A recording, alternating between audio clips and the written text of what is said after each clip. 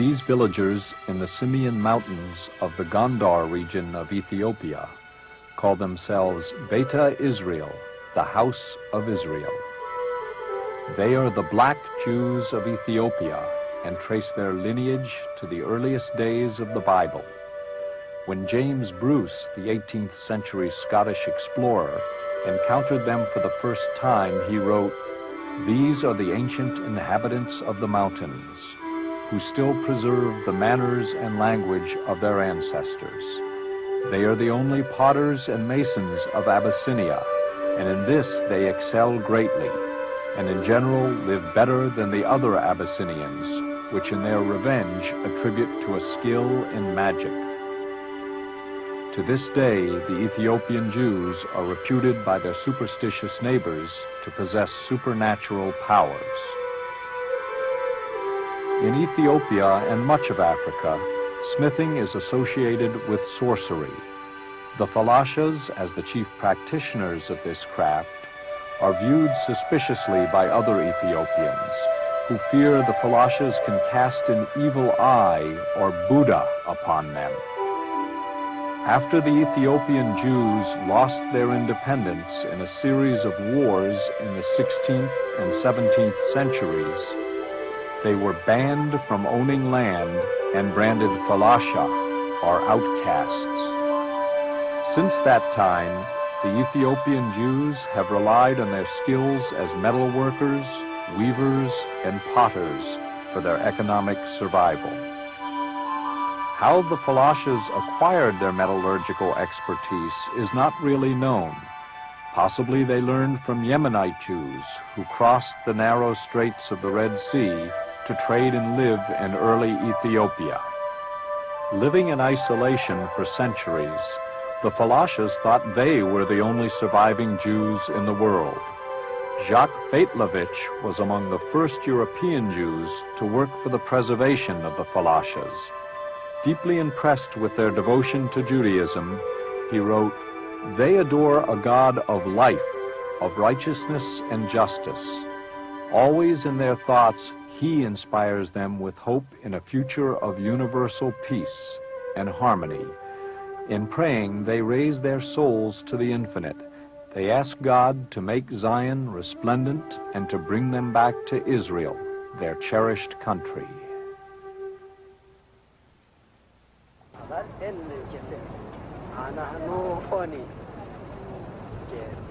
The Keses are the Ethiopian Jewish holy men. They take the responsibility for preserving and transmitting the law and traditions of the people from generation to generation.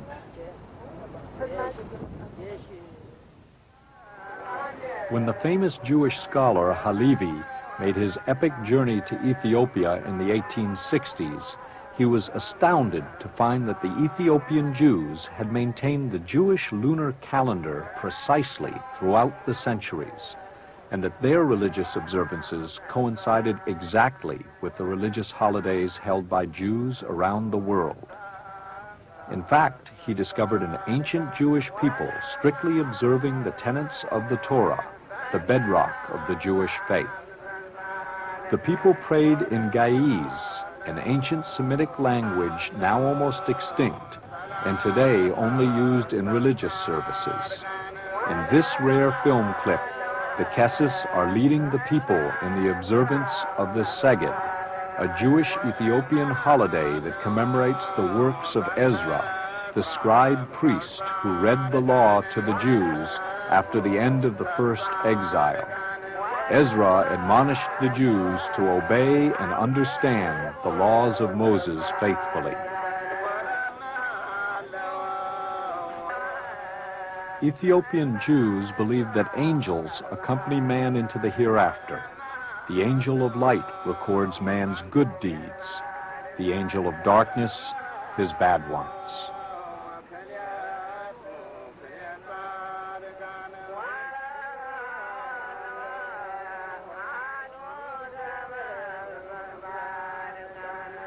The Ethiopian Jews highly revere Moses and have developed their own remarkable liturgical work called The Death of Moses, which is read during funeral services.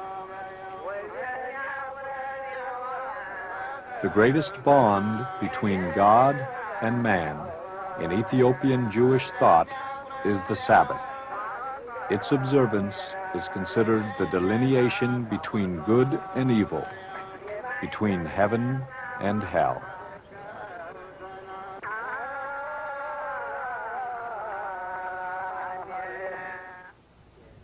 The Kessis themselves hold various opinions on just how and when Jews first came to Ethiopia.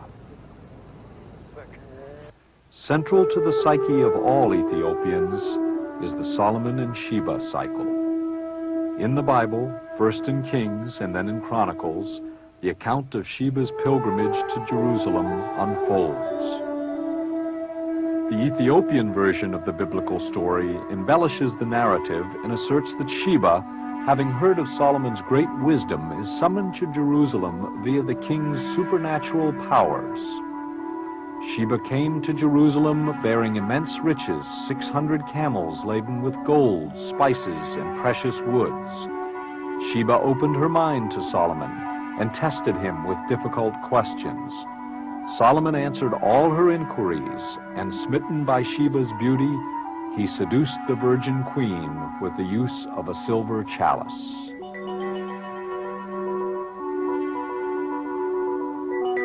When Sheba departed for Ethiopia, Solomon presented her with a perfect pearl. Upon Sheba's arrival in Ethiopia, she gave birth to Menelik, son of Solomon, king of Israel, and Sheba, queen of Ethiopia. When Menelik came of age, he journeyed to Israel to seek out his father. Upon his arrival, he was warmly greeted by his father, the king. Ethiopian tradition states that Menelik was the favorite son of Solomon and was driven back to Ethiopia by his jealous half-brothers. When Menelik left for Ethiopia, Solomon presented him with a copy of the Ark of the Covenant.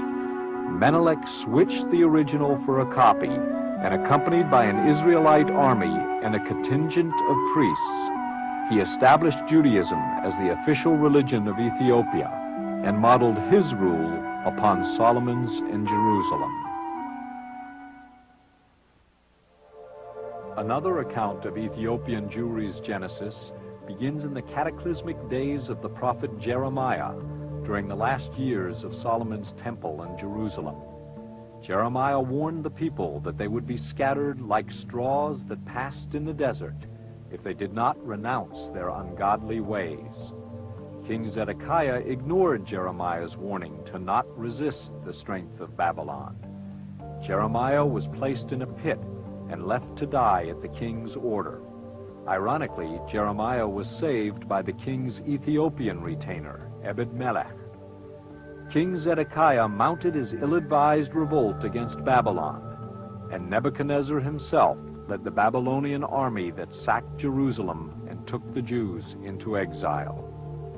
The Bible tells us that all the nobles, blacksmiths, and metalworkers, 10,000 people in all, were led off from Jerusalem, and that only the poorest people were left behind.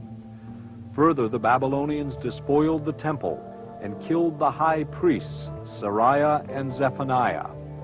King Zedekiah was blinded and put in chains, and in that way Judah was deported from its land. And there, by the rivers of Babylon, the people wept when they remembered Zion. The Bible further speaks of the poor Jews that were left behind in Judah. Many of them fled to Egypt.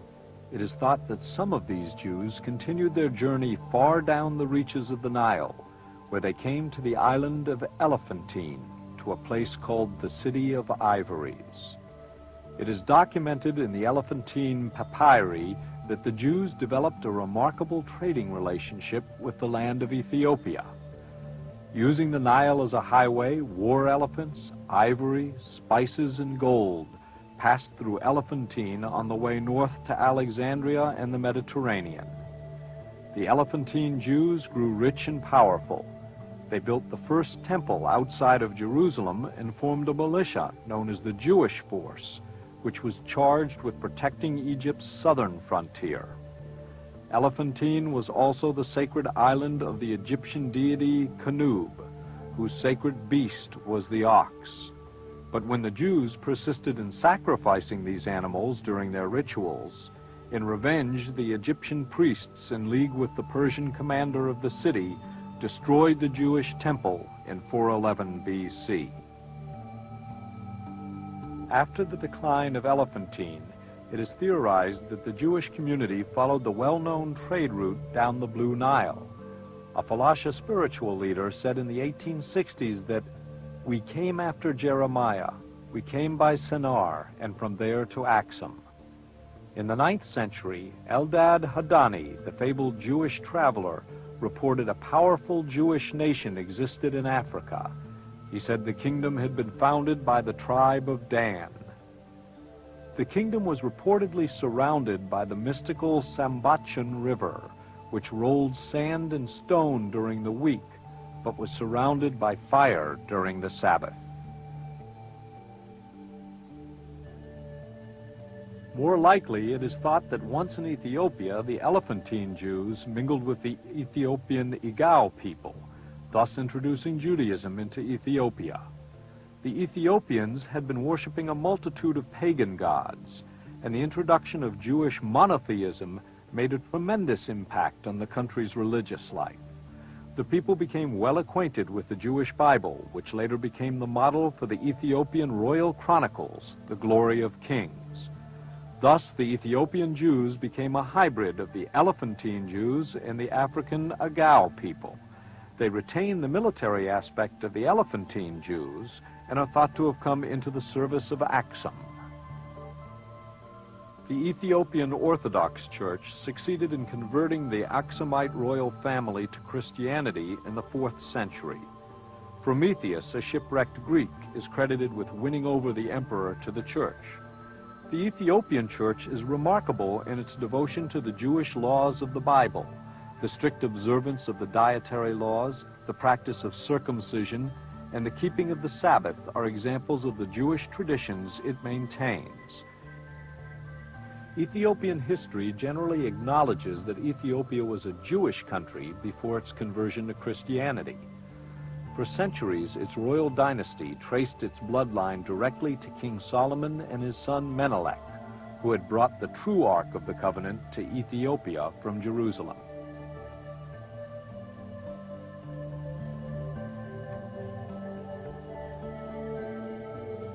Ethiopia itself is mentioned several times in the Bible. Moses journeyed there when, as son of Pharaoh, he subdued the Ethiopians. And Ebed-melech the Ethiopian saved Jeremiah from the pit.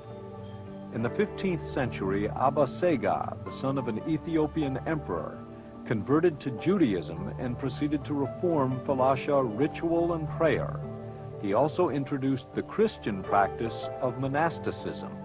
Jewish monks became a fixture of Falasha life and retained great influence over the Falashas into the beginning of the 20th century.